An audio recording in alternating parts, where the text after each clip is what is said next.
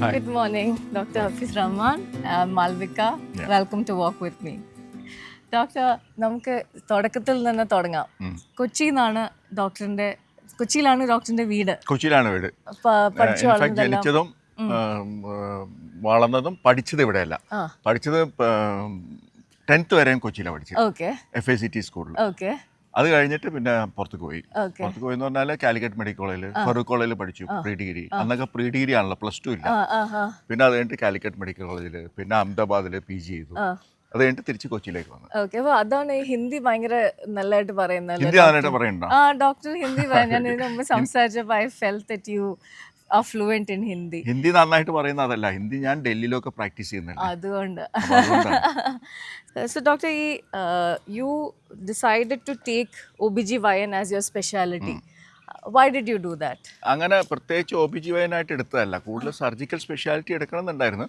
അപ്പം അന്ന് ഓർത്തോപെഡിക്സും OBG ആയിരുന്നു എൻ്റെ ഒരു ചോയ്സ് ഉണ്ടായിരുന്നു. അപ്പം രണ്ടിലും കിട്ടി. പിന്നെ അതങ്ങ് OBGYN ആയിട്ട് ചൂസ് ചെയ്തു എന്ന് മാത്രം. പ്രത്യേകിച്ച് ഒരു കാരണം ഉണ്ടായിട്ടൊരു അടിവരെ ഇട്ട് പറയാവുന്ന കാരണങ്ങളൊന്നും ഇല്ല. അങ്ങനെ അങ്ങ് പോയി. ജസ്റ്റ് ലൈഫ് ഒരു നാച്ചുറൽ ഡിസിഷൻ വന്നതാണ്. Doctor, you R A pioneer in laparoscopic surgery. You've done more than 1.5 lakh probably keyhole surgeries. ഈ ലാപ്രോസ്കോപ്പിക് സർജറി തുടങ്ങുന്ന സമയം തൊട്ട് അത് ഡോക്ടർ ആ ഒരു അതൊരു ടൂളായിട്ട് യൂസ് ചെയ്ത് you've done a lot of surgeries with that. എങ്ങനെ, how did you have the confidence to try out a new അത് സൺറൈസ് തുടങ്ങുന്നത് വരെ എൻ്റെ ജീവിതത്തിൽ എല്ലാം ഇങ്ങനെ അവിചാരിതമായിട്ട് നടന്ന സംഭവങ്ങളാണ്. അതായത് ഞാൻ ഇപ്പം ഗൈനക്കോളജി എടുത്ത് കൊച്ചിയിൽ വരുമ്പോൾ അന്ന് ശരിക്കും പറഞ്ഞാൽ ഒറ്റ ഹോസ്പിറ്റലിൽ ജോലി ആയില്ലായിരുന്നു. മെയിൽ ഗൈനക്കോളജിസ്റ്റ് അങ്ങനെ ഒരു ആവശ്യം ഉണ്ടായിരുന്നില്ല. ഇതല്ലേ, അത് മാത്രമല്ല കൊച്ചിയിൽ എറണാകുളത്ത് തന്നെ സെറ്റിൽ ചെയ്യണമെന്നുണ്ടായിരുന്നു. എറണാകുളത്തെല്ലാം വലിയ ഹോസ്പിറ്റലുകൾ, അപ്പോൾ എല്ലായിടത്തും ഗൈനക്കോളജിസ്റ്റ് ആവശ്യത്തിനുണ്ട്. അങ്ങനെയാണ് എറണാകുളത്ത് PVS ഹോസ്പിറ്റലിൽ ഡോക്ടർ രാജീവ് പറഞ്ഞു, നീ അവിടെ ഇരുന്നോ, ശമ്പളം ഒന്നും തരില്ല, പേഷ്യൻ്റ് വരുന്നതനുസരിച്ച് സാലറി തരാമെന്ന് പറഞ്ഞു. അങ്ങനെ PVS ഹോസ്പിറ്റലിൽ ഞാൻ അന്ന് അവിടെ 5 ഗൈനക്കോളജിസ്റ്റ് ഉണ്ട്. 5 പേരും വളരെ ഫേമസ് ആയിട്ടുള്ള ഗൈനക്കോളജിസ്റ്റുകളാണ്. അങ്ങനെ PVS ഹോസ്പിറ്റലിൽ ഒരു മുറിയിൽ പ്രാക്ടീസ് തുടങ്ങി. ആദ്യത്തെ ഒരു മാസം ഒരൊറ്റ പേഷ്യൻ്റ് വന്നില്ല ശരിക്കും. ആക്ച്വലി എന്ന് വെച്ചാൽ അതിൻ്റെ കഥ എന്താണെന്ന് വെച്ചാൽ, അന്ന് ഈ 5 ലേഡി ഗൈനക്കോളജിസ്റ്റ് ഉണ്ട്. അപ്പോൾ ഈ പരിചയമുള്ള ആൾക്കാർ മെയിൽ ഗൈനക്കോളജിസ്റ്റ് അടുത്ത് വരില്ലല്ലോ. അപ്പം പരിചയമില്ലാത്ത ആൾക്കാർ എന്തിനു വരണം, ഒരു പുതിയൊരാൾ വന്നിരിക്കുന്നു, അപ്പോൾ എന്തിനു വരണം എന്നുള്ളൊരു ക്വസ്റ്റ്യനായി. അപ്പം അന്ന് ഡോക്ടർ ഫിലിപ്പ് അഗസ്റ്റിൻ്റെ OP ആയിരുന്നു എൻ്റെ നേരെ മുമ്പിൽ. അപ്പം അവിടെ നിറച്ചും തിരക്കല്ലേ, പേഷ്യൻസിൻ്റെ ഭയങ്കര തിരക്കാണ്. ഞാൻ ഈ ഡോർ ഓപ്പൺ ചെയ്താൽ 3-4 പേഷ്യൻ്റ് അകത്തേക്ക് വരും. ഞാൻ ഈ ഇതിനകത്തിരുന്ന് വായിക്കുന്നൊരു സിറ്റുവേഷനാണ്, മനസ്സിലല്ലേ. അപ്പം അങ്ങനെയാണ് പ്രാക്ടീസ് ചെയ്തത്. അപ്പം അന്ന് ആദ്യത്തെ പേഷ്യൻ്റ് ഫിലിപ്പ് അഗസ്റ്റിൻ റെഫർ ചെയ്തതാണ്, ഒരു ഹിസ്റ്റക്ടമി. അത് അപ്പം തന്നെ ചെയ്യുകയും ചെയ്തു. അന്ന് ഓപ്പൺ സർജറിയാണ് ചെയ്തു. അത് കഴിഞ്ഞിട്ട് എനിക്ക് മനസ്സിലായി ഇത് നടന്നു പോകുന്നൊരു കാര്യമല്ല, മനസ്സിലല്ലേ. ഇതപ്പോൾ എന്തെങ്കിലും ചെയ്യണം. അപ്പം ഞാൻ എന്ത് വെച്ചാൽ, ഞാൻ അഹമ്മദാബാദിൽ പഠിക്കുമ്പോൾ ഈ ലാപ്രോസ്കോപ്പിക് സ്റ്റെറിലൈസേഷൻ ചെയ്ത് എനിക്ക് ട്രെയിനിങ് ഉണ്ട്. അന്ന് സർജറി അല്ല ശരിക്കും പറഞ്ഞാൽ, ഒരു സ്റ്റെറിലൈസേഷൻ ആണ് ട്രെയിനിങ് ഉള്ളത്. പിന്നെ അതുകൂടാതെ ഞാൻ ക്യാൻസർ ഇൻസ്റ്റിറ്റ്യൂട്ടിൽ വർക്ക് ചെയ്തിട്ടുണ്ട് അഹമ്മദാബാദിൽ. അപ്പോൾ സർജിക്കൽ ഫീൽഡ് എനിക്ക് നല്ലോണം ട്രെയിൻഡാണ് ഞാൻ. എന്ന് വെച്ചാൽ അന്ന് ക്യാൻസർ ഇൻസ്റ്റിറ്റ്യൂട്ടിൽ വർക്ക് ചെയ്യുമ്പം ലോകത്തിലെ ഏറ്റവും നല്ല ഓങ്കോ സർജൻസ് ഡോക്ടർ മോണഹാൻ UK നിന്നും നെവിൽ ഹെക്കർ എന്ന് പറഞ്ഞിട്ട് ഓസ്ട്രേലിയയിൽ നിന്നും 1.5 മാസം അവിടെ ഉണ്ടായിരുന്നു. അപ്പോൾ ഇവരെന്താ വെച്ചാൽ, ബാക്കി ഡോക്ടേഴ്സ് സാധാരണഗതിയിൽ ഇവരുടെ കൂടെ വാഷ് ചെയ്യാൻ കുറച്ചൊരു മടി കാണിച്ചു. അപ്പോൾ ഫുൾ ടൈം ഇവരുടെ കൂടെ ഞാൻ സർജറി ആയിരുന്നു. അപ്പോൾ ഈ 1.5 മാസം ശരിക്കും പറഞ്ഞാൽ രാവിലെ 7 മണിക്ക് തുടങ്ങും, ഇവർ തീർക്കുന്നത് 11 മണിക്കാണ്. എക്സലന്റ്. അപ്പോൾ എനിക്ക് ഈ പെൽവിസ് എന്ന് പറഞ്ഞാൽ നമ്മൾ ഈ ഭാഗമാണല്ലോ, അവിടെ എന്തും ചെയ്യാന്നുള്ളൊരു സിറ്റുവേഷൻ, ഒരു ധൈര്യത്തിലേക്ക് വന്നു. അപ്പോൾ ഞാൻ ഈ ബാക്കി ഗൈനക്കോളജിസ്റ്റിൻ്റെ അടുത്ത് പറഞ്ഞ് നമുക്ക് ലാപ്രോസ്കോപ്പിക് സർജറി ചെയ്യാം. ഞാൻ ഈ സ്റ്റെറിലൈസേഷൻ പഠിച്ചിട്ടുണ്ട്, ലാപ്രോസ്കോപ്പിക് സർജറി. അപ്പോൾ സത്യം പറഞ്ഞാൽ അതൊരു ഒരു ശരിക്കും പറഞ്ഞാൽ ഒരു നുണയിൽ കൂടെ സ്റ്റാർട്ട് ചെയ്തു എന്ന് പറയാം. അപ്പോൾ അങ്ങനെ അന്ന് ഡോക്ടർ രമേശ് ഒക്കെ ഗാസ്ട്രോയിൽ അവർ ലാപ്രോസ്കോപ്പിക് സർജറി അവിടെ സ്റ്റാർട്ട് ചെയ്യുന്ന സമയമാണ്. ഡോക്ടർ പോൾ ഉണ്ട്. അപ്പോൾ ജസ്റ്റ് ക്യാമറയൊക്കെ വന്നു. ഇത് 92-93 ക്യാമറയൊക്കെ വന്നതാണല്ലോ ലാപ്രോസ്കോപ്പിക് സർജറിയിൽ ഒരു റെവല്യൂഷൻ തന്നെ വന്നത്. കീഹോൾ സർജറി എന്ന് പറയുമ്പോൾ നമ്മൾ ഈ പണ്ട് നേരെ നോക്കി ചെയ്തിരുന്ന ഒരു ഇതാണ്. അത് കഴിഞ്ഞിട്ടാണ് ഈ ക്യാമറ വരുന്നത്. ക്യാമറ വന്നപ്പോൾ നേരെ നിന്ന് ഒരു ചെറിയൊരു ദ്വാരത്തിൽ കൂടെ വയറ്റിനകത്തേക്ക് ഒരു ഹോൾ ഇടും. എന്നിട്ട് അതിനകത്ത് കൂടെ ഒരു ടെലസ്കോപ്പ് അകത്ത് പോകും. എന്നിട്ട് ആ ടെലസ്കോപ്പിൽ കൂടെ നമ്മൾ നോക്കിക്കഴിഞ്ഞാൽ വയറിനകം മുഴുവൻ കാണാം. ഇത് വെച്ചിട്ടാണ് സർജറി അന്ന് ചെയ്തത്. പല മെത്തേഡ്സ് അങ്ങനെ ഉണ്ടായിരുന്നു. അതൊരു ലേറ്റസ്റ്റ് സ്റ്റേജിലല്ലേ? അത് ഇങ്ങനെ നോക്കിയിട്ടാ ചെയ്യുന്നത്. അത് കഴിഞ്ഞിട്ട് ഈ ക്യാമറ ഘടിപ്പിച്ചു. ഇതിന്റെ മുകളിൽ ക്യാമറ ഘടിച്ചപ്പോൾ നേരെ സ്ക്രീനിൽ ചെയ്യാൻ തുടങ്ങി. അപ്പൊ ആ സിറ്റുവേഷനിലാണ് അന്ന് സ്റ്റാർട്ട് ചെയ്തത്. അപ്പൊ ഡോക്ടർ ഇത്തമ്മ എന്ന് പറഞ്ഞിട്ട് ഡോക്ടർ ബ്രിജിത്ത് എന്ന് പറയും, ഒരു ഡോക്ടർ ഉണ്ടായിരുന്നു. അപ്പൊ ഡോക്ടർ ആദ്യം തന്നെ ഒരു കേസ് പോസ്റ്റ് ചെയ്തു. അത് അങ്ങനെ ലാപ്രോസ്കോപ്പി സ്റ്റാർട്ട് ചെയ്തു. ആ കേസ് എങ്ങനെയൊക്കെ നല്ല നീറ്റായിട്ട് അത് തീർന്നു. അപ്പൊ അത് കഴിഞ്ഞിട്ടാണ് ഞാൻ ആലോചിച്ചത് ഇത് കൊള്ളാമല്ലോ എന്ന് പറഞ്ഞിട്ട് ചെറിയൊരു ലാപ്രോസ്കോപ്പി സെറ്റ് വാങ്ങിച്ചു. എന്നിട്ട് ഞാൻ പല ഹോസ്പിറ്റലുകളിലായിട്ട്, ക്യാമറ ഒന്നുമില്ല, പക്ഷേ ചെറിയ ക്യാമറ ഒന്നും വാങ്ങിക്കാൻ പൈസ ഇല്ല, മനസ്സിലല്ലേ? അന്ന് ശമ്പളമൊന്നുമില്ല. അന്ന് 28 അങ്ങനെ ഈ സെറ്റ് വാങ്ങിച്ചു. ഞാൻ പല ഹോസ്പിറ്റലിൽ ചെന്ന് കറങ്ങാൻ തുടങ്ങി. അപ്പൊ ഇത് ഈ അന്ന് ക്യാമറ ഇല്ല. അപ്പൊ പതുക്കെ ഈ നേരെ നോക്കി ചെയ്യാനുള്ള മെത്തേഡ്സ് കുറെ ചെയ്തു. ഒരു സ്റ്റാൻഡ് ഒക്കെ ഉണ്ടാക്കി നമ്മുടെ സ്വന്തമായിട്ട് അങ്ങനെ കുറെ കാര്യങ്ങളൊക്കെ ചെയ്തു കറങ്ങാൻ തുടങ്ങി. ലാപ്രോസ്കോപ്പി എന്റെ ഇന്നോവേഷൻ അല്ല, പക്ഷെ അതിനകത്ത് കുറെ കാര്യങ്ങൾ നമ്മൾ ഇന്നോവേറ്റ് ചെയ്തു. അപ്പൊ ഇത് എന്ന് വെച്ചാൽ ഇത് നമ്മളിങ്ങനെ പോയി അന്ന് ഈ കാർബൺ ഡയോക്സൈഡ് ഇല്ല കേരളത്തിൽ. കാർബൺ ഡയോക്സൈഡ് വെച്ചാൽ ലാപ്രോസ്കോപ്പിക്ക് വേണ്ട മെഡിക്കൽ ഗ്രേഡ് കാർബൺ ഡയോക്സൈഡ് ഇല്ല. അപ്പൊ നമ്മളത് സോഡാ ഗ്യാസ് യൂസ് ചെയ്തിട്ടാണ് ഇത് ചെയ്തുകൊണ്ടിരുന്നത്. അതിനകത്ത് ഒത്തിരി പ്രശ്നങ്ങളുണ്ടായിരുന്നു അന്ന്, മനസ്സിലല്ലേ? അപ്പൊ സോഡാ ഗ്യാസ് അന്ന് മനോരമ കാർബോണിക് എന്ന് പറഞ്ഞിട്ട് ഈ കളമശ്ശേരിയിൽ ഈ സോഡാ ഗ്യാസ് ഉണ്ടാക്കുന്ന ഒരു ഫാക്ടറി ഉണ്ടായിരുന്നു. അവിടെ നിന്നാണ് നമ്മൾ ഈ സിലിണ്ടർ എടുത്ത് പിന്നെ അതിന്റെ കണക്ഷനൊക്കെ റെഡിയാക്കി അങ്ങനെയൊക്കെയാണ് ഇത് സ്റ്റാർട്ട് ചെയ്യുന്നത്. അപ്പൊ ഈ സോഡ പിന്നെയാണ് മെഡിക്കൽ ഗ്രേഡ് കാർബൺ ഡയോക്സൈഡ് ഒക്കെ വരുന്നത്. അങ്ങനെ നമ്മൾ ഈ പല സ്ഥലങ്ങളിൽ, കേരളത്തിൽ പല സ്ഥലങ്ങളിൽ, അപ്പൊ എന്താ വെച്ചാൽ ഈ ആശുപത്രികൾ ഈ ക്യാമറകൾ വാങ്ങിക്കാൻ തുടങ്ങി. നമ്മളിത് ചെയ്യാൻ ഒരാളുണ്ടെന്ന് അറിഞ്ഞപ്പം ഉപകരണം വന്നു എന്ന് പറഞ്ഞതുപോലെ പല ഹോസ്പിറ്റലുകളിലും ക്യാമറകൾ വാങ്ങിക്കാൻ തുടങ്ങി. അങ്ങനെയാണ് നമ്മൾ ഈ കാസർഗോഡ് മുതൽ ഇങ്ങോട്ട് കോട്ടയം വരെ ഉള്ള പല ഹോസ്പിറ്റലുകൾ ഇത് പോയി ചെയ്യാൻ തുടങ്ങി. അന്ന് ഞങ്ങൾ 3 പേരുണ്ടായിരുന്നു. ഡോക്ടർ രാജൻ കോട്ടയം മെഡിക്കൽ കോളേജിലെ പ്രൊഫസറായിരുന്നു, ഡോക്ടർ പോള്, ഞാനും. ഞങ്ങൾ 3 പേരും കൂടെ. അന്ന് ഈ ലാപ്രോസ്കോപ്പി ആരും പോപ്പുലർ അല്ല. ഹൈ റിസ്ക് സർജറി അല്ല, ഇതെല്ലാം ചെയ്യാൻ പറ്റുമെന്നുള്ള സംശയം ഉണ്ടായിരുന്നു. അത് ഞാൻ പണ്ട് ഇങ്ങനെ പറഞ്ഞു കേട്ടിട്ടുണ്ട്. കീ ഹോൾ സർജറി ആകുമ്പോൾ നമുക്ക് തുടങ്ങി കഴിഞ്ഞാലേ അറിയാൻ പറ്റുള്ളൂ എത്രത്തോളം നമുക്ക് ചെയ്യാൻ പറ്റും എന്നുള്ള. അത് മാത്രമല്ല, പകുതി യൂട്രസ് അകത്തിരുന്നു എന്നൊക്കെ പറയും. അപ്പൊ അങ്ങനെ മനസ്സിലായി. അതുപോലെ കീ ഹോളിൽ കൂടെ നോക്കിക്കഴിഞ്ഞാൽ ശരിക്കും കാണാൻ പറ്റുമോ, അങ്ങനത്തെ ഇതൊക്കെ ഉണ്ടായിരുന്നു. അപ്പൊ ഞങ്ങൾ 3 പേരും സത്യം പറഞ്ഞാൽ ഈ ക്യാമ്പുകൾ നടത്തുമായിരുന്നു. കാസർഗോഡ് മുതൽ ഇങ്ങോട്ട് ഒരുപാട് സ്ഥലങ്ങളിൽ ക്യാമ്പുകളും ലെക്ചേഴ്സും. അങ്ങനെയാണ് ശരിക്കും ഇത് ഈ ലാപ്രോസ്കോപ്പിക് സർജറി കേരളത്തിൽ തന്നെ പോപ്പുലറായി വന്നു. അപ്പൊ ഒരുപാട് കേസുകളായല്ലോ. അപ്പൊ അത് കഴിഞ്ഞ് ഞാൻ എന്താന്ന് വെച്ചാൽ ഈ കേരളത്തിന് പുറത്തേക്ക് പോകാൻ തുടങ്ങി. അന്നൊക്കെ ഒരു കാലമായിരുന്നു. അതായത് ഞാൻ ഇവിടുന്ന് പോയി കഴിഞ്ഞാൽ ഞാൻ ഇവിടുന്ന് പോയിട്ട് ബോംബെ, ഇത് ചെയ്യാൻ അധികം ആൾക്കാരില്ല. അപ്പം ബോംബെ, ധാനു, ഡൽഹി, ആഗ്ര, കൽക്കട്ട, പിന്നെ ആസാമിൽ ഏകദേശം 5-6 സ്ഥലങ്ങളിൽ പോയി. പിന്നെ ഈറോഡ്, സേലം, കോയമ്പത്തൂർ, തിരിച്ചു വീട്ടിൽ വരും. അപ്പൊ ഒരു ഓൾ ഇന്ത്യ ടൂറാണ് നടന്നിരുന്നത്. അപ്പൊ അതുകൊണ്ട് എന്താ വെച്ചാൽ നമുക്ക് ഒരുപാട് സർജറികൾ ആ കാലഘട്ടത്തിൽ ചെയ്യാൻ പറ്റി. എന്ന് വെച്ചാൽ number of surgeries were massive number of surgeries. ഈ എപ്പോഴും ഒരു സർജന്റെ സ്കിൽ എന്ന് പറഞ്ഞാൽ എത്ര നമ്പേഴ്സ് ചെയ്തു. സർജന്റെ അല്ല, എനി ടെക്നിക്കൽ കാര്യത്തിന്റെ സ്കില്ല്, ആശാരിയുടെ ആണെങ്കിൽ പോലും അല്ലെങ്കിൽ ഒരു ആർട്ടിസ്റ്റിന്റെ ആണെങ്കിൽ പോലും ഒക്കെ സ്കില്ല് ഇൻഹറന്റ് ആയിട്ടുള്ള കാര്യങ്ങൾ ഉണ്ടാവും. പക്ഷെ അതിലും കൂടുതൽ എത്ര എക്സ്പീരിയൻസ്, ശരിക്കും എക്സ്പീരിയൻസ് പറഞ്ഞാൽ അതാണ് നമ്പർ ഓഫ് സർജറീസ് ചെയ്തെന്നുള്ളതാണ്. അതാണ് ഏറ്റവും കൂടുതൽ എക്സ്പീരിയൻസ്. ഇപ്പൊ നമ്മൾ ആസാമിലൊക്കെ സിൽച്ചാർ എന്ന് പറഞ്ഞ സ്ഥലത്ത് ചെല്ലും. അപ്പൊ അവിടെ ചെല്ലുമ്പോൾ എന്ന് വെച്ചാൽ അവർ ഈ ടൗൺ മുഴുവൻ ബാനറുകൾ കെട്ടിയേക്കാണ്, ലാപ്രോസ്കോപ്പി ചെയ്യാനായിട്ട് ഇന്ന ആള് വരുന്നുണ്ട്, ബെസ്റ്റ് ടൈം ആണെന്ന് പറഞ്ഞിട്ട് കണ്ടമാനം പേഷ്യൻസ് വരും. കണ്ടമാനം പേഷ്യൻസ് ആക്ച്വലി നമുക്ക് തീർക്കാൻ പറ്റാത്ത രീതിയിലുള്ള അന്ന് എങ്ങനെയാ വെച്ചാൽ ഞങ്ങൾ 4 ഓപ്പറേഷൻ തിയേറ്ററാണ്, 4 ഓപ്പറേഷൻ തിയേറ്ററിലാണ് ചെയ്യുന്നത്. അപ്പോൾ ഈ ലാപ്രോസ്കോപ്പി സർജറി പല ഭാഗങ്ങളുണ്ട്. ഒന്ന് ഈ ട്രോക്കാർ ഇടും, പിന്നെ അകത്ത് പോയി സർജറി ചെയ്യും. അപ്പോൾ എന്താ വെച്ചാൽ എൻ്റെ കൂടെ ഒരു 10-15 ഗൈനക്കോളജിസ്റ്റ് ഉണ്ടാവും, മീൻസ് സീനിയർ ആയിട്ടുള്ള ആൾക്കാരുണ്ടാവും. ഞാൻ ഒറ്റയ്ക്കുന്നല്ല. അപ്പം അവർക്കൊന്നും ഈ ലാപ്രോസ്കോപ്പി ചെയ്യാൻ അറിയില്ല. അപ്പൊ അവരൊക്കെ ഈ ട്രോക്കാർ ഇട്ട് വെച്ചിട്ട് ഞാൻ പോയ സർജറി ചെയ്യും, എന്നിട്ട് അടുത്തോട്ടിൽ ആ സമയത്ത് റെഡിയാക്കും. അങ്ങനെ ഞങ്ങള് റിലേ പോലെ രാവിലെ 6 മണി മുതൽ രാത്രി 2 മണി വരെ സർജറി ചെയ്യും. Wow. എന്നിട്ട് ഞങ്ങൾ എല്ലാവരും കൂടി ഒട്ടിക്കിടന്ന് ഉറങ്ങും. Okay. നെക്സ്റ്റ് ഡേ രാവിലെ 6 മണിക്ക് പിന്നെയും തുടങ്ങും. ഇത് തന്നെ. അങ്ങനെ കാരണം വെച്ചാൽ നെക്സ്റ്റ് ഡേ 2 മണിക്ക് അന്ന് സിൽച്ചാർ ഈ ആർമി എയർപോർട്ടാണ്. Okay, okay. അപ്പോൾ അവിടെ നിന്ന് 2 മണിക്ക് ഫ്ലൈറ്റ് പോയി കഴിഞ്ഞാൽ പിന്നെ 2 ദിവസം ഫ്ലൈറ്റ് ഇല്ല, അവിടെ സ്റ്റക്ക് ആവും. അപ്പോൾ ഈ 2 മണിക്കുള്ളിൽ തീർക്കണമല്ലോ. പലപ്പോഴും ചിലപ്പോൾ ഇത് തീരൂല, കാരണം അത്രയധികം പേഷ്യൻസ് വരും. എന്നിട്ട് അവസാനം ഞങ്ങൾ ഈ ഇതിന്റെ ബാക്ക് ഡോറിൽ കൂടെ എസ്കേപ്പ് ചെയ്യും. ഉള്ള സ്ഥലത്ത് തീർന്നു കഴിഞ്ഞാൽ ഇനി അടുത്ത വിസിറ്റിൽ ചെയ്യാന്ന് പറഞ്ഞിട്ട് ബാക്ക് ഡോറിൽ അല്ലെങ്കിൽ പോലുണ്ടാവില്ല, അവിടെ തന്നെ നിൽക്കും. അപ്പം അതെന്താ വെച്ചാൽ ഞാൻ പറഞ്ഞാൽ അത്രയും നമ്പർ ഓഫ് സർജറീസ് വന്നൊരു സിറ്റുവേഷൻ ഉണ്ടായിരുന്നു. അതുകൊണ്ട് ഇപ്പം ഞാൻ ഈറോഡൊക്കെ പോകുമ്പം അന്ന് ഒരു അവിടെ അമേരിക്കൻ അസോസിയേഷൻ്റെ പ്രസിഡന്റ് എൻ്റെ കൂടെ ഉണ്ടായിരുന്നു.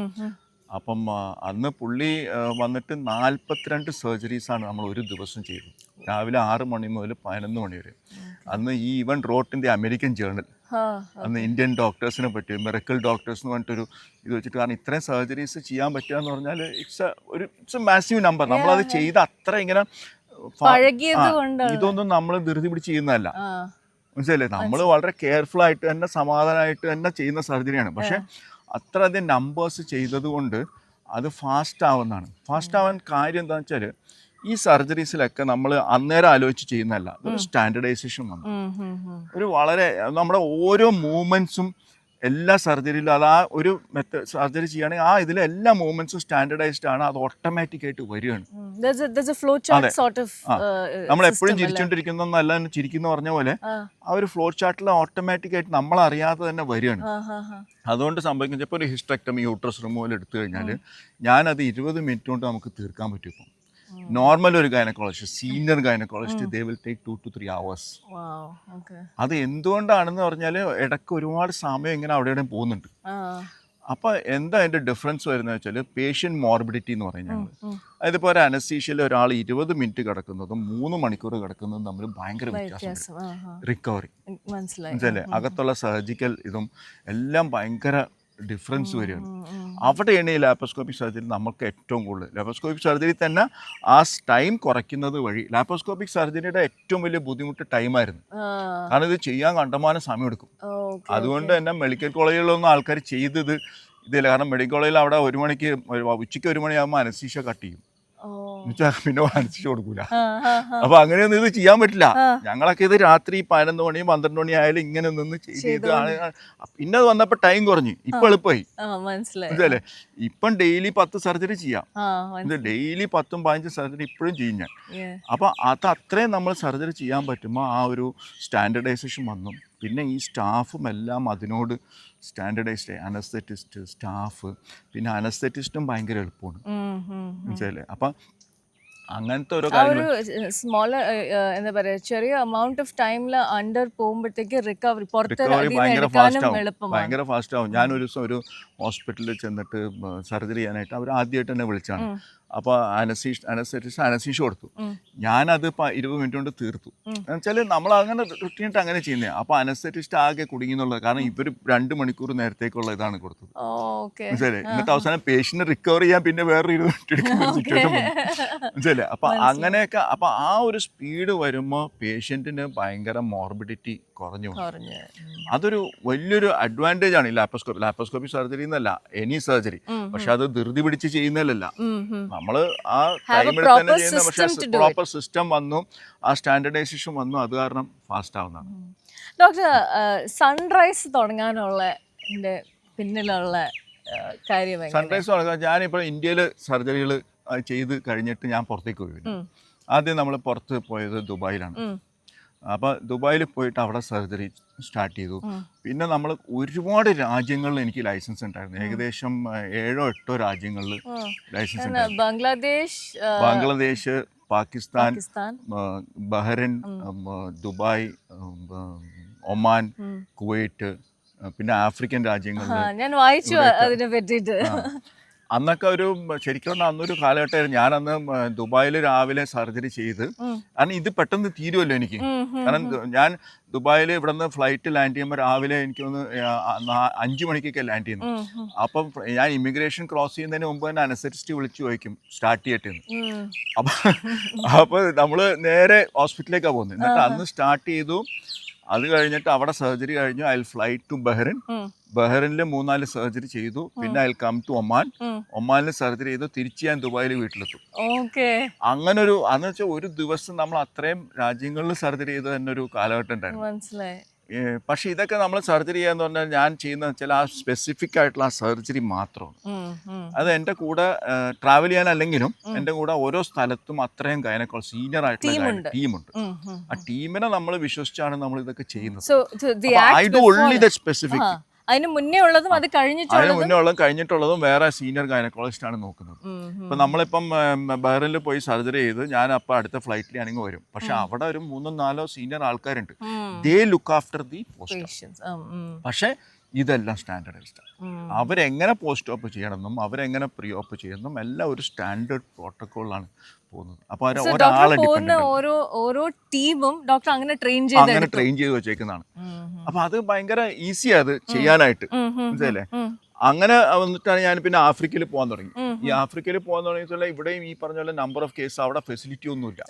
നമ്മൾ ഇന്ത്യയിൽ ഫെസിലിറ്റി കുറവുള്ള സ്ഥലത്ത് നിന്ന് പിന്നെ ദുബായിൽ ചെന്നപ്പോൾ ഒരുപാട് ഫെസിലിറ്റി അവിടെ ദേ ക്യാൻ ബൈ എനിത്തിങ്. മനസ്സിലല്ലേ? അവിടെ ഉണ്ടായിരുന്നല്ല, അവിടെ നമ്മളായിട്ട് തന്നെ സ്റ്റാർട്ട് ചെയ്താണ്. പക്ഷെ എന്നാലും they can buy anything. They can afford to by.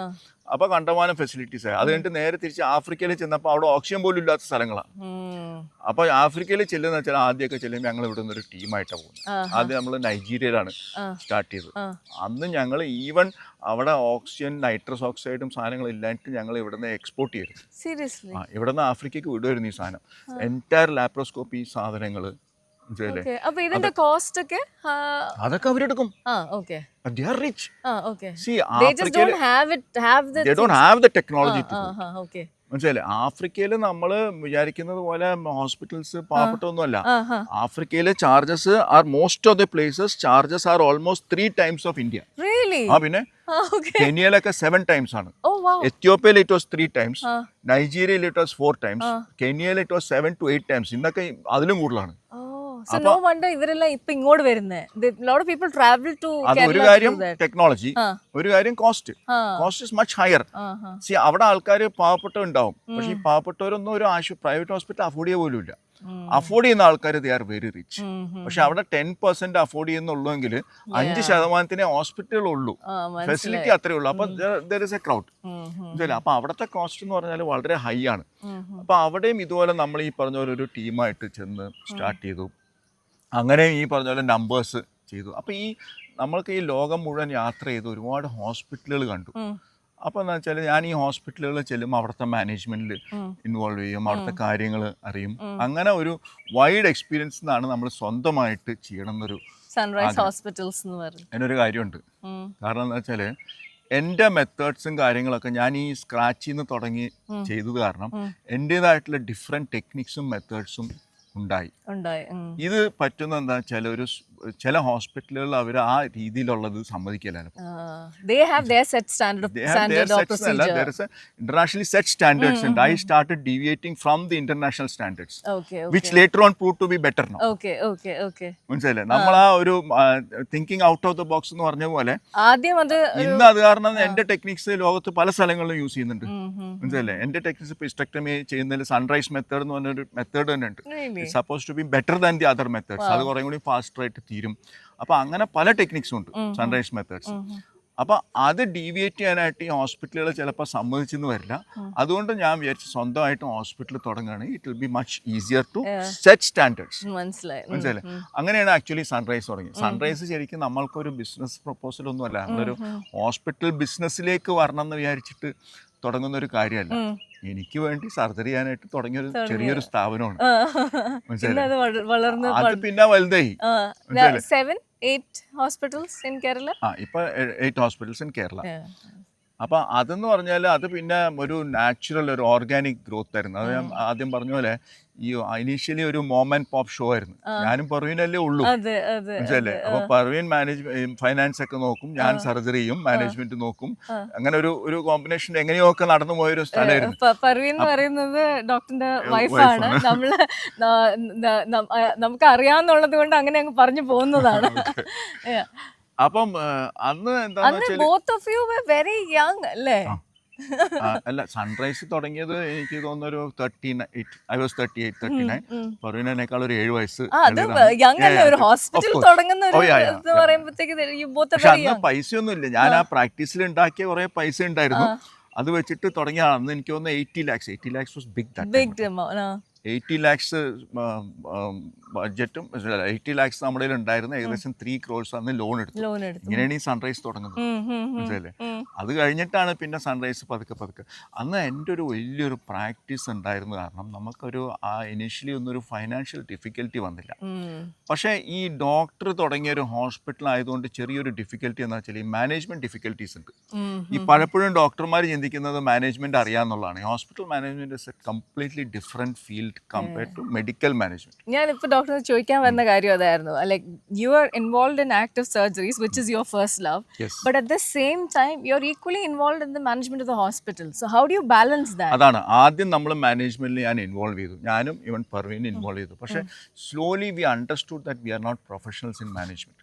കാരണം അതുകൊണ്ട് തന്നെ സൺറൈസിന്റെ ആദ്യകാല ചരിത്രം എടുത്തു കഴിഞ്ഞാൽ സൺറൈസിന് ഒരുപാട് മാനേജ്മെന്റ് ഇഷ്യൂസ് ഉണ്ടായിരുന്നു. അത് ഞങ്ങൾ മാനേജ് ചെയ്യുന്നുണ്ടാണ്. പിന്നെ ഞങ്ങൾക്ക് മനസ്സിലായി ഇത് ഞങ്ങൾ മാനേജ് ശരിയാവില്ല. Then we started putting professionals. ഇപ്പൊ എന്താന്ന് വെച്ചാൽ we have a fantastic professional team to manage, handle the entire management. Entire management നോക്കാനും ഈവൻ ഫൈനാൻസ് ആണെങ്കിലും എല്ലാം ഒരു നല്ലൊരു ടീമുണ്ട്. അപ്പം അങ്ങനെയാണ് ഞങ്ങളിതൊരു ടീം വർക്കാണ്. ഞങ്ങൾക്ക് സ്വന്തം ചെയ്യാൻ പറ്റില്ല, അതിന് പരിധികളുണ്ട്. അപ്പോൾ ഒരു ടീം വർക്കാണെന്ന് മനസ്സിലാവുന്നതും. പിന്നെ വേറൊരു കാര്യമുണ്ട്, സക്സസ് വരുന്ന എപ്പോഴാണെന്നറിയോ, നമ്മളെക്കാളും ബെറ്റർ ആയിട്ട് വേറെ ആൾക്കാർക്ക് ചെയ്യാൻ പറ്റുന്നത് റെക്കഗ്നൈസ് ചെയ്യുമ്പോഴാണ്. അത് റെക്കഗ്നൈസ് ചെയ്താൽ പിന്നെ കുഴപ്പമില്ല, പിന്നെ കറക്റ്റ് ആളെ വെച്ചാൽ മതി. You are the boss and they work for you. That is what is entrepreneurship. പിന്നെ ഈ ഞങ്ങൾക്ക് സക്സസ്ഫുൾ ആയിട്ട് വന്നു വെച്ചാൽ ഒന്ന് ഇത് റെക്കഗ്നൈസ് ചെയ്തു, നമുക്കിത് മാനേജ് ചെയ്യാൻ പറ്റില്ല എന്നുള്ള റെക്കഗ്നൈസ് ചെയ്തു.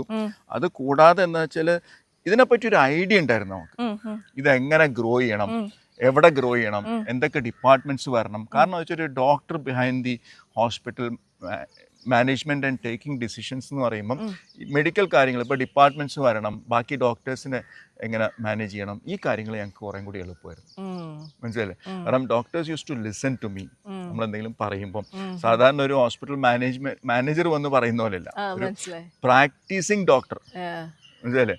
It was easier for you to set the procedures at least in your hospitals. പ്രോട്ടോകോൾസും കാര്യങ്ങളും ഒക്കെ സെറ്റ് ചെയ്യാനായിട്ട് ഈസിയർ ആയിരുന്നു. പിന്നെ എവിടെ ഹോസ്പിറ്റൽ സ്റ്റാർട്ട് ചെയ്യണം, അങ്ങനത്തെ കാര്യങ്ങൾ. അപ്പം നമ്മളിപ്പോൾ നോക്കുന്നത് ആ ക്രീം ലെയർ പാർട്ട് മാത്രമേ ഉള്ളൂ ശരിക്കും പറഞ്ഞാൽ. You not looking into the depth of management. മനസ്സിലായി. Doctor, how did you choose these locations for your hospitals? Because it's a very interesting choice of places for your hospitals. അത് പല കാര്യങ്ങളുണ്ട്. ഒന്ന് നമ്മൾ ഫീസിബിലിറ്റി സ്റ്റഡി ചെയ്യുമായിരുന്നു. പിന്നെ opportunities വരുന്നതനുസരിച്ച് ഇപ്പൊ നമ്മൾ ഈരാട്ടുപേട്ട ഒരു ഹോസ്പിറ്റൽ സ്റ്റാർട്ട് ചെയ്തു. അപ്പോൾ അത് നേരത്തെ ഒരു ഹോസ്പിറ്റൽ ഉണ്ടായിരുന്നു, അത് മോശമായി, അത് ഇതിൽ പോയിട്ട് പിന്നെ നമ്മളത് ബൈ ഔട്ട് ചെയ്തതാണ്. അപ്പോൾ നമുക്കൊരു നല്ലൊരു ബൈ ആയിട്ട് വന്നു. അപ്പോൾ അങ്ങനെ ഒരു സ്റ്റാർട്ട് ചെയ്തു. അങ്ങനെ സ്റ്റാർട്ട് ചെയ്തതാണ്. അല്ല നമ്മൾ ഒരു സ്ഥലത്ത് ഹോസ്പിറ്റൽ സ്റ്റാർട്ട് ചെയ്യണമെന്ന് വിചാരിച്ച് അങ്ങനെ പോയി സ്റ്റാർട്ട് ചെയ്തല്ല. അങ്ങനെ പോയി സ്റ്റാർട്ട് ചെയ്ത സ്ഥലങ്ങളുണ്ട് നമുക്ക്. ഇപ്പോൾ ഇന്ത്യക്ക് പുറത്ത് നമ്മൾ ഹോസ്പിറ്റൽ സ്റ്റാർട്ട് ചെയ്തു. ഇപ്പോൾ ദുബായിൽ ഹോസ്പിറ്റൽ സ്റ്റാർട്ട് ചെയ്തു. പിന്നെ ഡൽഹിയിൽ സ്റ്റാർട്ട് ചെയ്തു, ബോംബെയിൽ സ്റ്റാർട്ട് ചെയ്തു. ആ ഒരു കാലഘട്ടത്തിൽ നമുക്ക് ഒത്തിരി ഫെയിലിയേഴ്സ് വന്നു. അതായത് ഈവൻ ദുബായിലെ ഹോസ്പിറ്റലും ബോംബെയിലെ ഹോസ്പിറ്റലും നമുക്ക് ഒത്തിരി ഇഷ്യൂസ് വന്നു. ദുബായിലെ ഹോസ്പിറ്റൽ എന്ന് പറഞ്ഞാൽ അന്ന് നമുക്ക് അവിടെ നിന്ന് ഇൻഷുറൻസ് പേയ്മെൻറ്റ് കിട്ടാതെ കുറേ ഫൈനാൻഷ്യൽ ഡിഫിക്കൽട്ടീസ് വന്നു. ഏകദേശം 200 കോടിയോളം നമുക്ക് ഇൻഷുറൻസ് പേയ്മെൻറ്റ് കിട്ടാതെ വന്നു. അങ്ങനത്തെ ഇഷ്യൂസ് വന്നു. അത് കഴിഞ്ഞിട്ട് പിന്നെ ഈ കോവിഡ് സമയത്ത് ബോംബെയിൽ ഒരു ഹോസ്പിറ്റൽ ഉണ്ടായിരുന്നു, ഒരു 300 ബെഡഡ് ഹോസ്പിറ്റൽ ഉണ്ടായിരുന്നു.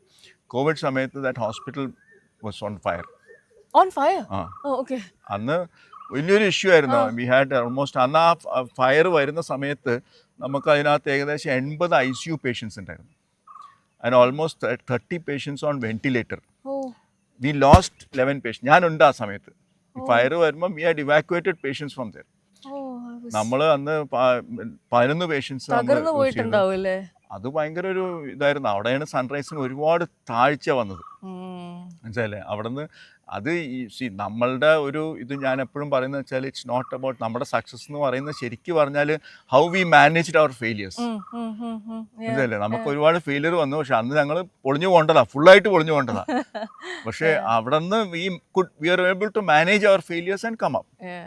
അപ്പോൾ അതായിരുന്നു ശരിക്കും ഇപ്പോഴത്തെ സൺറൈസിന്റെ ഒരു സക്സസ്. ഇതിപ്പം ഈ 5 കൊല്ലം മുമ്പാട്ടോ. ഓക്കെ. കാരണം 5 കൊല്ലം കഴിഞ്ഞിട്ട് ഞങ്ങൾ ഇവിടെ ഞാൻ പിന്നെ ദുബായിൽ നിന്ന് തിരിച്ചിവിടെ വന്നു and we started 3 more hospitals. മനസ്സിലല്ലേ? അപ്പം ആ ഒരു ഇതാണ് ഇപ്പം Sunrise is going to grow very fast. Doctor, എനിക്ക് വേറൊരു കാര്യം ഞാൻ വായിച്ചത്, one of the biggest tumours of 4.9 kilos you had extracted, you had done that hysterectomy. Tell me about that experience. ഇതൊക്കെ എങ്ങനെ ധൈര്യം വരുന്നു അതിലോട്ട് ചെയ്യാൻ? അല്ല, അതിപ്പോൾ നമ്മൾ ഇത്രയും ചെയ്തിട്ട് അതിൽ വേറൊരു കാര്യമുണ്ട്. നമ്മളിപ്പോൾ ഒരു പേഷ്യൻറ്റിനെ കാണുമ്പോൾ ഇപ്പോഴത്തെ എൻ്റെ ഒരു സിറ്റുവേഷനിൽ നമ്മളിപ്പോൾ ഒരു പേഷ്യൻ്റെ ലാപ്രോസ്കോപ്പ് ഇട്ട് ഇത് ചെയ്യണമെന്ന് വിചാരിച്ചു. അപ്പോൾ എൻ്റെ മനസ്സിലാണെന്ന് ഇത് എനിക്ക് ചെയ്യാൻ പറ്റില്ലെങ്കിൽ വേറെ ആരും ചെയ്യില്ല. So I have to do it. മനസ്സിലല്ലേ? ഹൈ റിസ്ക് കേസ് ഇപ്പം എൻ്റെ കേസുകളെല്ലാം റെഫേർഡ് കേസസ് ആണ്. അപ്പോൾ അത് എനിക്ക് ചെയ്യാൻ പറ്റില്ലെങ്കിൽ ഇനി ഇത് ആര് ചെയ്യും എന്നുള്ളൊരു സിറ്റുവേഷനിലാണ് നമ്മളിത് ചെയ്യുന്നത്. ഇപ്പോൾ ഞാൻ പറയട്ടെ, ചില കേസുകളൊക്കെ നമ്മൾ 5 തവണ ഓപ്പൺ സർജറി ചെയ്തിട്ട് അവർക്ക് ആ യൂട്രസ് റിമൂവ് ചെയ്യാൻ പറ്റാതെ ബവൽ അഡീഷൻസും അങ്ങനത്തെ ഇതൊക്കെ ആയിട്ട് നമ്മുടെ അടുത്ത് വരും. അപ്പോൾ നമ്മളത് ലാപ്രോസ്കോപ്പിൽ ചെയ്യും. മനസ്സിലല്ലേ? അപ്പോൾ അങ്ങനത്തെ കേസുകൾ ചെയ്യുമ്പോൾ നമ്മളുടെ മനസ്സിലുള്ള തിങ്കിങ് ഇതാണ്, എനിക്ക് ചെയ്തില്ലെങ്കിൽ ഈ പേഷ്യൻ്റ് എന്ത് ചെയ്യും, ഞാനിത് ചെയ്യാൻ പറ്റില്ലെങ്കിൽ വേറെ എന്ത് ചെയ്യുന്നുള്ള. അപ്പോൾ അങ്ങനത്തെ ഒരു മോട്ടിവേഷനിലാണ് ഇങ്ങനത്തെ സാധനങ്ങൾ നമുക്ക് ചെയ്യാൻ പറ്റുന്നതും ഇതൊക്കെ ആയിട്ട് പോകുന്നത്. ഡോക്ടർ, അതുപോലെ ഇപ്പം ലാപ്രോസ്കോപ്പിയുടെ ഒരു ബിഗ് പാർട്ടാണ് ഇപ്പം റോബോട്ടിക്സും AI-യും. You are also well versed with those stuff. So അതിൻ്റെ പറ്റി ഒന്ന് പറഞ്ഞു തരാമോ? റോബോട്ടിക്സ് എന്ന് പറയുന്നത് ശരിക്കും പറഞ്ഞാൽ ലാപ്രോസ്കോപ്പിയുടെ ഒരു ടൂള് മാത്രമാണ്. ഒരു ഹൈലി സ്കിൽഡ് ആയിട്ടുള്ള ലാപ്രോസ്കോപ്പിക് സർജറിന് റോബോട്ടിക്സ് വലിയ കാര്യമൊന്നുമില്ല. മനസ്സിലായി? നമ്മൾ ചെയ്യുന്നുണ്ട് റോബോട്ടിക് സർജറി ചെയ്യേണ്ട, കാരണം പേഷ്യൻ്റ് റിക്വയർമെൻറ്റും കാര്യങ്ങളൊക്കെ വരുന്നുണ്ട്. റോബോട്ടിക്സിൽ വരുന്നത് എന്താ വെച്ചാൽ സ്കില്ല് കുറഞ്ഞുള്ള ആൾക്കാരിൽ റോബോട്ടിക്സ് ഭയങ്കരമായിട്ട് ബെനിഫിറ്റ് ചെയ്യും. അപ്പോൾ ഇത് ലാപ്രോസ്കോപ്പിയിലേക്ക് കൂടുതൽ ആൾക്കാർ വരാനായിട്ട് ഈ ലാപ്രോസ്കോപ്പി കുറച്ചൊരു സ്കില്ലും കൂടി വേണം, എക്സ്പീരിയൻസ് മാത്രമല്ല. അതായത് ലാപ്രോസ്കോപ്പി നമ്മൾ ചെയ്യുമ്പോൾ 2 കൈയും ഒരേ രീതിയിൽ വർക്ക് ചെയ്യണം. എനിക്ക് എന്താ വെച്ചാൽ ജന്മന എനിക്ക് 2 കൈയും വർക്ക് ചെയ്യാൻ പറ്റും. ഇപ്പം നമുക്ക് ഇങ്ങനെ ഇത് കണ്ട, ഇത് 2 ഡയറക്ഷനിൽ എനിക്ക് ഈസി ആയിട്ട് പോകാൻ പറ്റും. അപ്പം ഈ 2 കൈയും ഒരേ രീതിയിൽ വർക്ക് ചെയ്യുമ്പം അതൊരു ബെനിഫിറ്റാണ്. അപ്പം അതുപോലെ സ്കിൽഡ് ആയിട്ട് വരികയാണെങ്കിൽ റോബോട്ടിക്സിന്റെ യൂസ് വളരെ കുറയും. പർവീൻ പറഞ്ഞു കേട്ടിട്ടുണ്ട്, റോബോട്ടിക്സ് ടീം വന്ന് എല്ലാം സെറ്റ് ചെയ്ത് വെക്കുമ്പോഴത്തേക്ക് ഡോക്ടർ വന്ന് സർജറിയും കഴിഞ്ഞ് പോയിട്ടുണ്ടാവും. റോബോട്ടിക്സ് കുറച്ച് സമയം എടുക്കും. ഈ പറഞ്ഞ പോലെ ഈ സാധനങ്ങളെല്ലാം സെറ്റ് ചെയ്യണമല്ലോ. ഈ റോബോട്ടിക്സിലും ഡോക്ടർ തന്നെയാട്ടോ ചെയ്യുന്നത്, അല്ല റോബോട്ടല്ല ചെയ്യുന്നത് പല പേഷ്യൻസ്. അപ്പൊ ഇതിൽ നമ്മൾ എന്ത് സ്പെഷ്യാലിറ്റി ആണെങ്കിലും നമ്മൾ ഫുള്ളായിട്ട് അതിൽ കോൺസെൻട്രേറ്റ് ചെയ്യുകയാണെങ്കിൽ I feel you can come up. പിന്നെ അത് മാത്രമല്ല, ഈ കോൺസെൻട്രേറ്റ് ചെയ്യണമെങ്കിൽ അതിലൊരു ഇൻട്രസ്റ്റും വേണം. നമ്മൾ ഇൻട്രസ്റ്റ് ഇല്ലാത്തൊരു സ്ഥലത്ത് കുടുങ്ങി പോയി കഴിഞ്ഞാൽ പിന്നെ അത് ലൈഫ് തീർന്നു. അപ്പോൾ ഡോക്ടർ എങ്ങനെയാണ് OB-GYN ചൂസ് ചെയ്തത്? Just happened, but then how did you develop that interest? അത് ലാപ്രോസ്കോപ്പി ചെയ്തു തുടങ്ങുമ്പോൾ ആ ഒരു ഇൻട്രസ്റ്റ് വന്നു. എനിക്ക് മനസ്സിലായി. ഞാൻ പടമൊക്കെ വരയ്ക്കായിരുന്നു. മനസ്സിലല്ലേ? ഒരു ബേസിക്കലി ഒരു ആർട്ടിസ്റ്റ് ആയിരുന്നു. ഞാൻ പെയിന്റിങ് എക്സിബിഷൻസ് ഒക്കെ നടത്തിയിരുന്നു. അപ്പൊ എനിക്ക് ഈ സർജറി സ്ക്രീനിൽ നോക്കി ചെയ്യുമ്പോൾ ഒരു പെയിന്റിങ് ചെയ്യുന്ന പോലെ മനസ്സിലല്ലേ? അപ്പൊ ആ ഇൻഹറന്റ് ആയിട്ടുള്ള ഒരു ആർട്ടിസ്റ്റിക് ഇതും പിന്നെ ഈ പറഞ്ഞ പോലെ 2 കൈയും ഒരുപോലെ യൂസ് ചെയ്യാം, ആ ഹാൻഡ് ഐ കോർഡിനേഷനും എല്ലാം കൂടിയും വന്നപ്പോൾ ഒരു സംഗതി ശരിയായെന്ന് മാത്രം. അല്ല, പിന്നെ ഇതിനകത്തൊക്കെയുള്ള ഡെഡിക്കേഷൻ വേണം. ഇപ്പം എന്നെ സംബന്ധിച്ചോളം ഞാൻ പറഞ്ഞില്ലേ, പർവീനുള്ളത് കാരണം എനിക്ക് കുട്ടികളുടെ കാര്യമോ വീടിൻ്റെ കാര്യമോ ഒന്നും നോക്കേണ്ട വന്നിട്ടില്ല. ലിറ്ററലി 0. ഞാൻ ഈ ഓടി നടന്ന് സർജറി ചെയ്യലും മാത്രമായിരുന്നു. മനസ്സിലല്ലേ? പിന്നെ ഹോസ്പിറ്റലിൽ ഉണ്ടായപ്പോഴാണ് ഹോസ്പിറ്റലിലെ കാര്യങ്ങളും കൂടി വന്നത്. അപ്പം അതിൽ അത്രയും സമയം സ്പെൻഡ് ചെയ്യാൻ പറ്റിയതും ഒക്കെയാണ് അതിൻ്റെ ഒരു benefit. Parveen has been a of course strong influence in the backbone.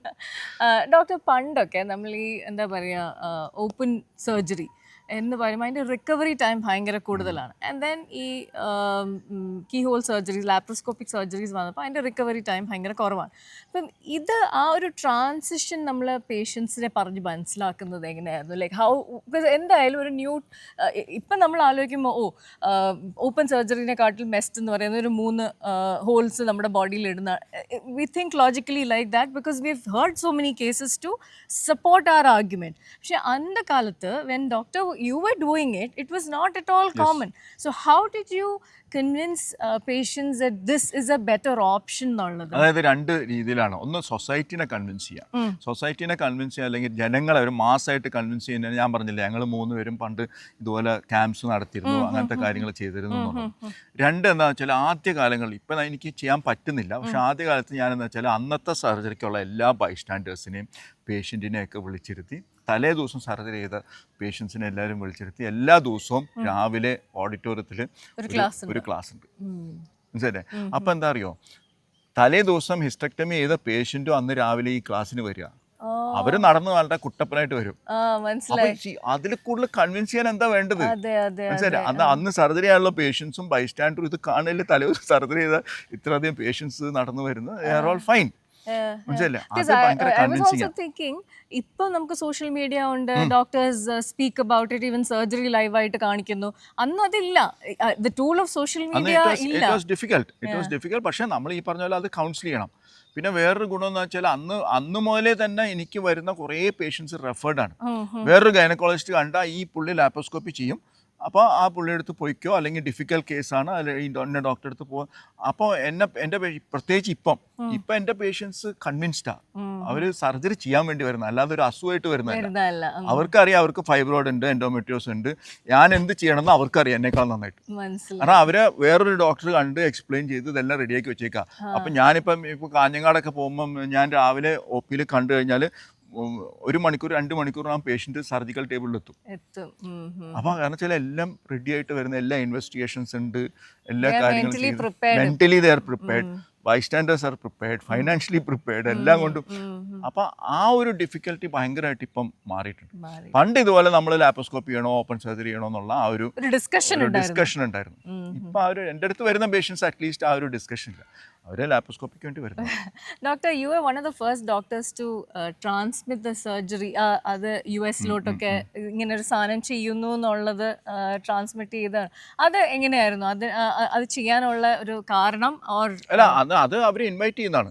അവരെ US AAGL എന്ന് പറയും, American association of gynaec laparoscopy.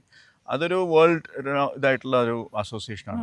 അപ്പോൾ അവർ നാഷണൽ കോൺഫറൻസിന് അവർ ഇൻവൈറ്റ് ചെയ്യുന്നതാണ്. പിന്നെ ട്രാൻസ്മിറ്റ് സർജറി ഇവിടെ ചെയ്തിട്ട് ട്രാൻസ്മിറ്റ് ചെയ്യണമെന്ന്. അത് കൂടാതെ US-ലേക്ക് മാത്രമല്ല, വേൾഡ് ഓവർ നമ്മളിവിടെ സൺറൈസിൽ നിന്ന് ട്രാൻസ്മിറ്റ് ചെയ്യും. ഇപ്പം യൂറോപ്യൻ കൺട്രീസ്, ഈജിപ്റ്റ്, മറ്റേ ആഫ്രിക്കൻ കൺട്രീസ്, മിഡിൽ ഈസ്റ്റ്, US-ലേക്ക് ട്രാൻസ്മിറ്റ് ചെയ്യും. അന്ന് ലാസ് വേഗസിലായിരുന്നു അതിൻ്റെ കോൺഫറൻസ്. അതെന്ന് വെച്ചാൽ അവിടുത്തെ പകല് രാവിലെ നമ്മൾ ഇവിടുന്ന് സർജറി ചെയ്തത് 11 മണിക്കാണ്. മനസ്സിലല്ലേ? 11 മണിക്ക്. അന്നൊരു വലിയ അവർക്ക് ഈ അത്രയും വലിയ യൂട്രസ് ചെയ്യാനുള്ള ആൾക്കാർ കുറവായിരുന്നു. അപ്പോൾ അതുകൊണ്ട് അത്രയും വലിയ യൂട്രസ് ചെയ്യുന്നത് എങ്ങനെയാണെന്നുള്ളത് കാണിച്ച് കൊടുക്കുന്നൊരു ഇതായിരുന്നു അവിടെ. അപ്പം ദാറ്റ് വാസ് നൈസ്.